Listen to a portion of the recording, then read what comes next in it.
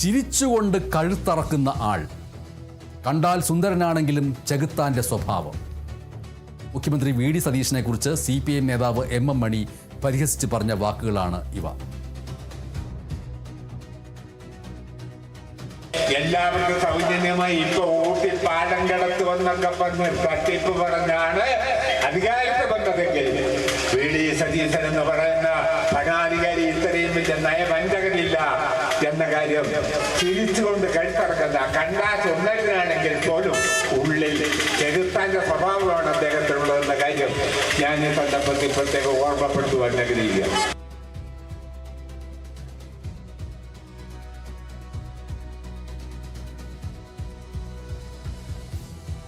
തിരുവനന്തപുരം ആറ്റുകാലിൽ 27-കാരിയായ ആരതി ആത്മഹത്യ ചെയ്ത സംഭവത്തിൽ ഭർത്താവ് അതുലിനെ 14 ദിവസത്തേക്ക് റിമാൻഡ് ചെയ്തു. മജിസ്ട്രേറ്റിന് മുന്നിൽ ഹാജരാക്കിയ പ്രതിയെ ജില്ലാ ജയിലിലേക്ക് മാറ്റി. ആത്മഹത്യാ പ്രേരണയ്ക്കും ഗാർഹിക പീഡന നിരോധന നിയമപ്രകാരവുമാണ് അതുലിനെതിരെ കേസെടുത്തിരിക്കുന്നത്.